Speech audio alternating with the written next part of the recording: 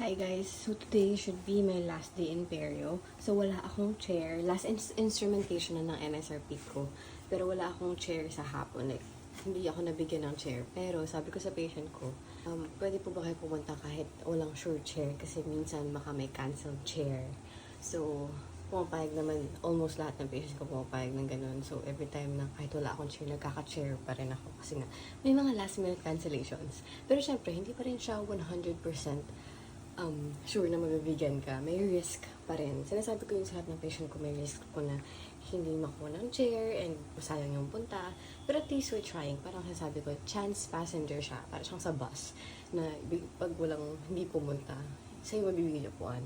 So, ganun lagi yung sinasabi sa patient ko. And sa lahat ng hindi ako nabigyan ng chair, sa lahat ng hindi ako nabigyan ng chair na araw at pinapunta ko yung patient ko, never ako hindi nagka-chair. Laging may canceled on the spot. So, I'm trying my luck today kung ganun ulit mangyayari. And last day ko na dapat sa Perio kasi last appointment ko na sa patient na yun for today na hindi nagka-chair. Sa lahat ng pasyente ko na pinapapunta ko, kahit alam nilang chance passenger sila, hindi ko sila binabayaran. And I'm so grateful for them. They are just very well informed of the situation. And yung iba, kahit nagli-leave sila on that day, tapos hindi pa rin sure chair, pinapapunta ko pa rin sila. And sobrang, I love the risk takers. Oo nga pala guys, chair manager ako today sa Prosto. So, I am the Raju PNOP and operative dentist. Isa sa mga pasta-pasta, bridge, ganyan. Mag-setup lang ako. Pala pag chair manager ka or duty ka, bawal ka mag-patient, you need to attend to your duty sa mga patient na magpapa-x-ray and magpapa-cancel ng chair.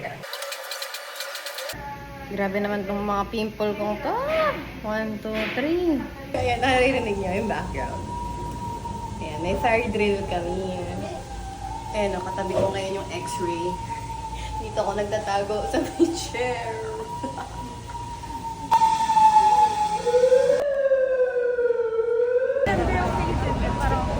Yan ang mahirap kapag may patient tas nag-fire drill. Nagre-resto sana din na lang. So, fire drill, lahat ng pasyente bababa rin. So, naka-open siya. Siyempre, may kailangan nakaganyan na after pag bumaba. Ayun. Pero at least diba na ano natin, pa-practice natin kapag nangyari talaga while working on a patient. Tingnan mo tong classmate ko, naka-over gloves pa kasi galing sa Pashinti. Di ba sabi ko sa inyo, lagi ako nagkaka-chair. Kahit na hindi ako nabigyan ng chair. Kasi hindi ako susuko hanggat hindi ko nakikita yung pasyente na nakaupo sa dental chair. Kasi sobrang daming last minute cancellation. As in, kunyari, diba, 1 p.m. yung start ng clinics sa hapon. So, by 1 p.m. to 2 p.m., minsan, nagkaka-emergency yung mga pasyente. So, tinatanong ko lahat ng clinician na nakaschedule on the chairs. Natanong ko sila, isa-isa. Uy, parating na ba pasyente mo? Yung iba, sinasabi bigla, hindi na nagre-reply. Tapos iba, biglang nagka-emergency. Yung iba naman, papunta na. Pero kahit ang sinasabi nilang papunta na, huwag mo pa, do not trust it until you see na nandyan na mismo yung pasyente. So, yun yung ginagawa ko. Minsan nga, sinasabi ko, ate, parating na ba pasyente mo? Kasi kung hindi pa, at kung nakancelan ka, akin na lang yung chair mo.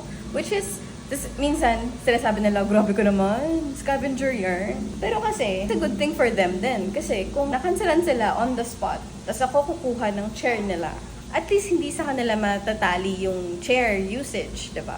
It's a win-win. Parang it's just practical. Kahit nasabihin mong, I am not wishing na makancelan sila ng chair, pero if the opportunity comes, here I am, willing to get your chair.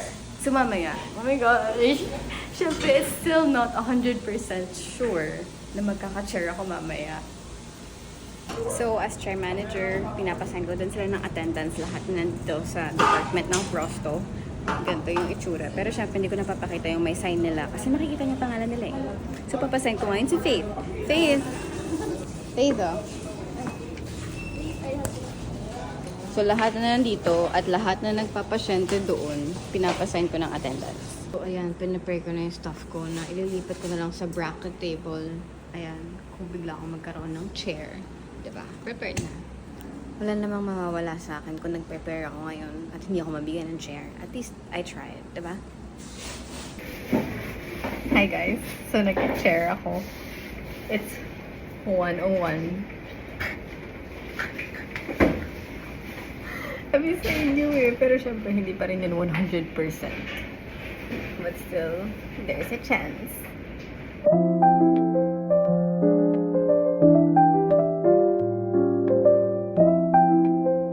Hi guys! So it's already 4:38 and kakatapos ko lang malis si patient. As you can see, wala na siya and naka-chair ako. Mag-ayos na ako ng gamit. Tapos alam niyo ba, binigyan ako ng patient ko ng something. Alam niyo kung ano? 2 tissue. Super, super, duper, duper, duper. Alam, super thankful. Pati ito. Ayan, for example, ito. Like, bumibili talaga kami ng mga tissue for our patients. Para pag hampunas, yung ganun, syempre, diba, sa dental clinic, like sa dental, kailangan mo ng tissue. Nakakatawa pag binibigyan ka ng patient na, alam mo yung kala mo, wala lang. Pero yung mga disposable na ganito, na kailangan mo everyday. Thank you, thank you, thank you, thank you. Magiligpit na ako.